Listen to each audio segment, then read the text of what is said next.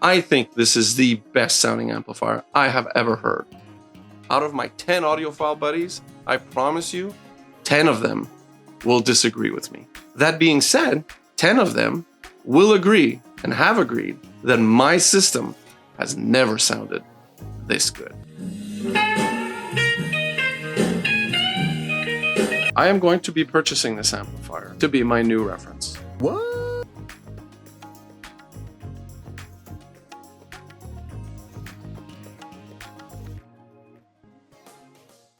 Disclaimer, now it's well over 2 years on a waiting list to get a Decware amplifier. If you can't wait that long, don't bother. Just go try something else. Will it replace my Melody 211? Yes, it will. Will it replace my 300B monoblocks? Yes, it will. Now, I'm not going to be buying this specific model that I have here because I think this is Steve's personal unit. So he wants it back. And at the same time, I might change the wood. I might change the knobs. Aside from that, I really love the copper plated transformer. I love that look. So yeah, I'm just going to probably look to maybe make some kind of a darker wood contrast with that copper transformer and probably opt for the gold knobs.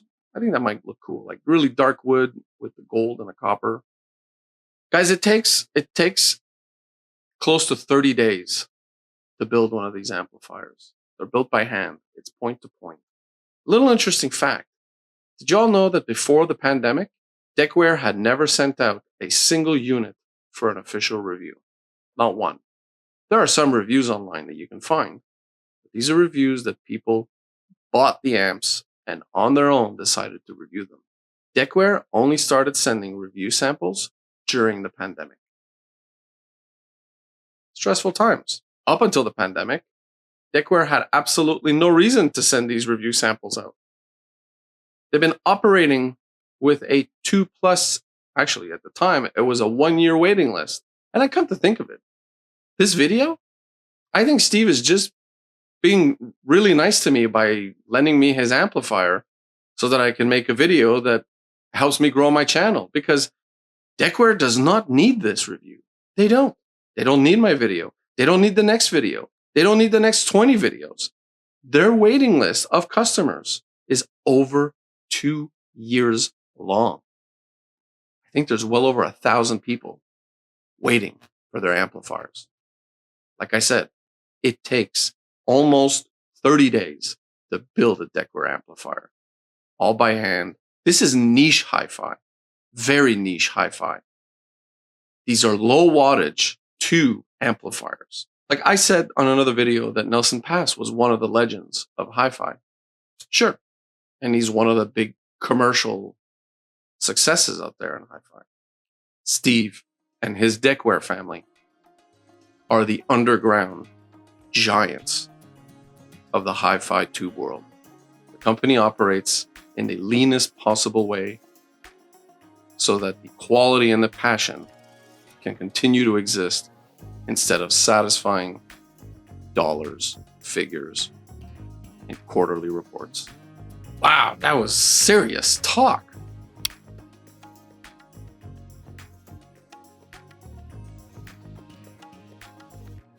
Everything I've ever used in audiophile lingo. Air, spaciousness, romance. The mids are so beautiful. The bass is so controlled. It's detailed. It's refined. It's transparent. Things are separated. Things are wide. Things wrap around. It's deep. It's articulated. It's impactful. It's potent. It's tactile. All of that BS. This amplifier has a few amazing functionalities. So you have a volume knob for both sides, both for the left and for the right. A few of the use cases that these knobs help is if you're using new old stock 300B tubes on each side and you've gotten your hands on really old great tubes, but you're not sure if they're matched or not, and you plug them in and one of them sounds a little bit louder than the other, then you get to fine tune the balance of the sound on both sides. The other thing that can happen is, and I've experienced this in my room, back when I had diffusion on both sides, since my walls are not even at equal distances from the speakers, I had the soundstage on occasion pull to one side, which you can fine tune this by moving the speaker a little bit, but you can much easier simply adjust the gain on the side that is pulling. Either reduce it on the side that you feel like it's pulling, or increase it on the side that you feel that it needs to, that is lacking to bring your center image back in the middle. That's just great feature to have, to be able to independently choose the gain factor on each channel. So the other option that you have at your fingertips by having the control of the gain on both sides is that if you're using a preamp like I am, by reducing the gain on the power amplifier, you're actually making the sound characteristics feel meatier. Like you're giving that a little bit of an extra boost in the mids and the upper bass by doing so. It makes the sound feel a little bit denser, a little bit heavier. So it's a matter of preference. You can run it full, which is what most people will do with a preamplifier. Obviously, if you don't have a preamp, you're not going to be running this full, then these become your volume control. But me personally, I'm enjoying them right here at about 70%, because all the way off is all the way down there. So I'm enjoying them at about 60% gain. And this gives me a really, really meaty sound. I absolutely love it. Next feature that is absolutely fantastic is there's two voicing switches here at the front. This one and this one. So you get to choose when they're in the back position, like they are now. This favors the depth and size of the soundstage. But if you would rather have a little bit more forwardness in your mids, voice these switches forward, and voila. So it's just a matter of choice. You can prioritize depth of soundstage or more forward mids. Really cool. Actually, I'll leave it in the forward mids for now. Other function. So at the back here, you can obviously do the input selection on the two RCAs, which you have it on both sides. But this is the impedance switch. So you can run in a high impedance or low impedance for each side. And you can swap this on the fly live while it's playing. So you can see right away, especially if you have someone with you, you have them go up, flip the switch, and you'll know for sure if your speakers sound better on low ohms or high ohms. So like an 8 ohm load or a 4 ohm load. But this amplifier can go down to a 1 ohm load. No stress, no worries, no problems. I think these can run virtually any impedance load of any speaker. And those are the great functionalities that I am absolutely in love with. It gives me that flexibility combined with being able to tube roll this one, which is 12AX7. Then you can roll these three here, which affect the sonic signature of both the 300Bs. So do these. They also affect the sonic signatures of the 300Bs. And of course, the glorious rectifier, a 5U4G. Thank you, Steve, for using a 5U4G. Some of my favorite rectifiers. With my model, I will be experimenting with all kinds of rectifiers until I find the one that is my favorite. Sorry, guys. Rectifiers are not in a single path. No, they are not. They just make everything else work better. So the better the rectifier, the better the performance. Congratulations on your new Decware Zansara 300B. Want to know what tubes you should be playing? Here's the default tubes. So I think these are the regular. These are the first pair of tubes that I tried, which are these Chinese Electron and GG 300B. Yeah, so the Chinese Electron tubes, which have a very similar plate structure actually than the 300 they have a similar plate structure actually than the No, they don't. Yeah, so these are the tubes essentially that are, I think, the cheapest option on Decware's offering. And I gotta tell you, it's all there. Air, spaciousness, bass, tightness in the bass, good mids. It's all there. It is all there. It's very hard. I have nothing to critique about this. Nothing to critique. This, to me, is like the baseline. Everything else from here is just a level up. But there's nothing wrong with these two in the Zensara amplifier. Absolutely nothing. So, don't feel like forking up the extra money? Don't. These are fantastic. Just put these back in the box. In the box. It goes in the box like this. Yes. And once you have them in the box, then you go put them down. Down like this in the box. It's very good in the box. And now they are back in the box. So then this amplifier actually was voiced for the Western Electric 300Bs. What can I say about the Western Electric tubes? They're expensive. They're very expensive. And they have like a touch of expensiveness on the expensive side, where the expensive meets the expensive. Expensively speaking, it's quite expensive when you listen to expensive music to have expensive tubes, because you feel that expensiveness in the air and in the expensive depth and in the expensive mids. So Western Electric. Now, the other option that is really, really, really amazing, I have to say, and for not as much money as the Western Electric, is the Cryotone. The Cryotone 300B by, how do you pronounce that properly? Wathen Audiophiles. Wathen Audiophiles. And the Cryotone ones, I own other Cryotone tubes, and I use them in my DAC. They are some of the cleanest sounding tubes, period. They're heavily cryo-treated, for one. I encourage you guys to go on our website and read up on what that does. But I don't think it's just the cryo treatment that makes them sound this way. The attention to detail that this company is so anal about shows in how their tubes sound.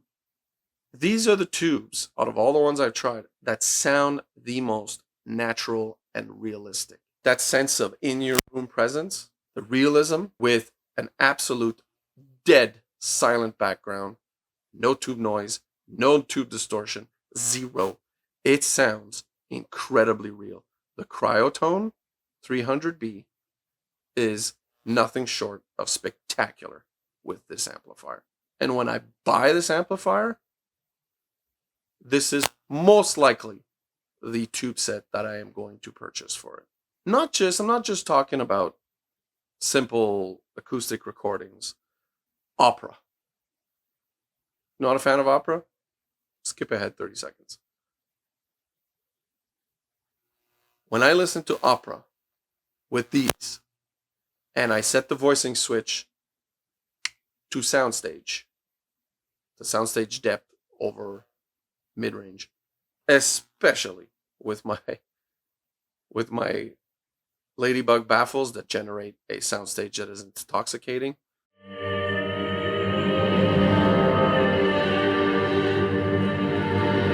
The experience of being at an auditorium or the opera house is nothing short of breathtaking. Nothing short of breathtaking. And you feel every bit of it. The sense of presence for the orchestra. Oh, when these violins, these cellos, these drums come in these crescendos while the opera singer is belting out all these fabulous notes. The Cryotones was nothing short of spectacular. Now, for those that are still there and are somewhat confused, why would they be confused? Because before I basically just made fun of the Western Electric tubes, and I'm sure some of you got annoyed. Some of the viewers got annoyed and probably clicked off the video or went down and wrote some crazy stupid comment. Let's go check. Go check right now. Down. Go check in the comments. Let's see how many people said, "What are you talking about?" Or calling me a freaking moron because I tried to make fun of the Western Electric 300B tubes. Go check. Go check right now while I put this thing back in the box. I bet you a bunch of people did. I bet you. Now I'm going to tell you what I really think of the Western Electric tubes. Oh, I didn't tell you the first time I played a trick on all of you. Yep. This is called YouTubers' privilege of having fun with the viewers. So, the Western Electric tubes.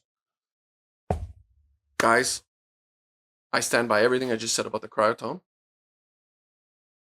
When it comes to the Western Electric tubes, if you are a fan of luxury in life, remember, luxury, not realism, not natural, luxury. You want luxury? You want the extra of extra of extra? Even though at times it is actually just going to be making things shine a little bit more, things seem warm a little bit more than what they really are. This. So it seems that my microphone decided to die when I was recording this. Yeah, don't know what's going on. And strangely, I also noticed that when I would wave one of these tubes near the microphone receiver, it would create distortion. So sorry about that. I just don't have the time to go back, reset up the lighting, film everything up again. So Western Electric, yeah, luxury. Everything just sounded pushed, sounded a little bit extra, so a bit more warmth, more air, more detail, more spaciousness everywhere in the soundstage. There's this sparkle in the highs that doesn't come at the cost of the warmth in the mids.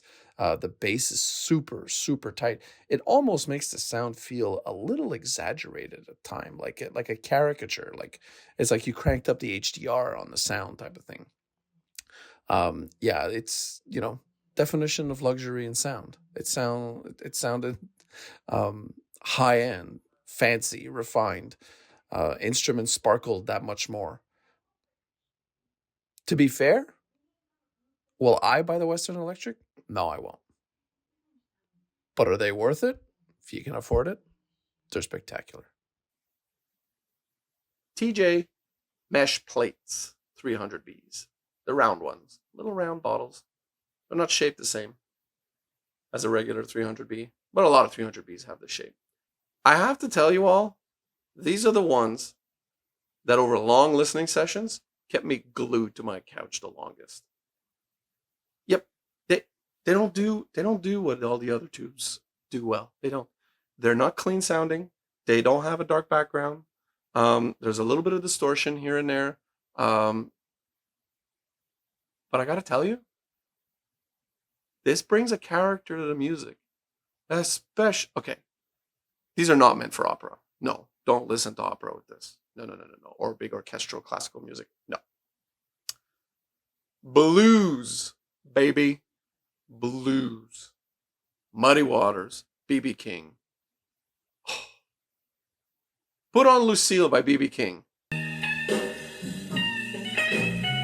Sometimes I think it's crying. These TJs, which I heard a rumor once upon a time that TJs was essentially the same foundation as the Sophia mesh tubes. And I haven't heard Sophia's with this amplifier, but I had heard Sophia's EL34s with the Zentori Decware amplifier.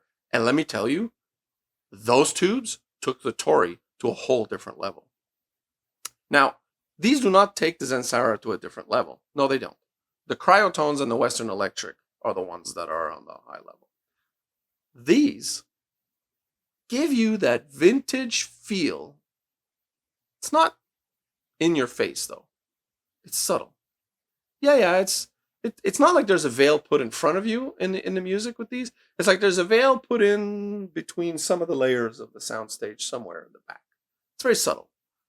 But that little bit of distortion that it adds there, man, when you hear B.B. King's guitar, that like bluesy riff, and heck, if you want something a little bit more modern, find some of John Mayer's bluesy stuff. Yeah. Or, what's his name? Also one of the best guitarists of all time. What is his name? Bonamassa. What's wrong with me? Yeah, or some of Joe Bonamassa stuff, or the stuff that he did with Beth Hart.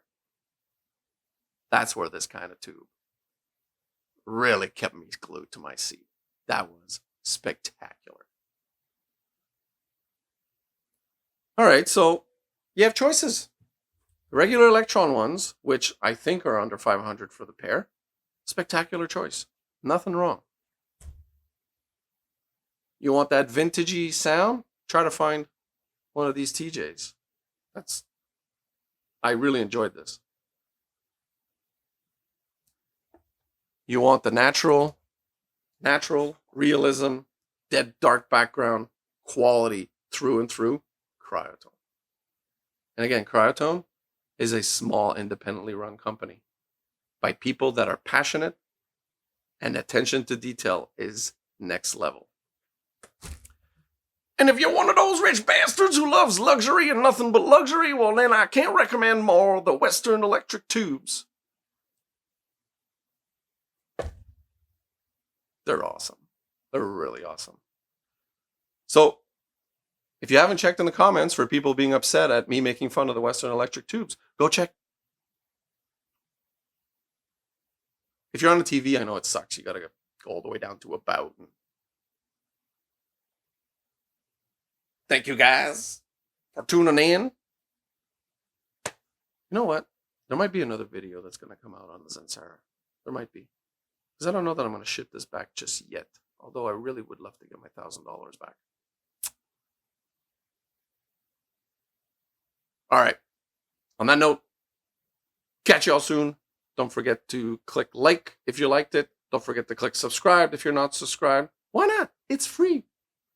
And every time you subscribe, by the way, I heard that actually YouTube donates a kitten to Mr. Beast.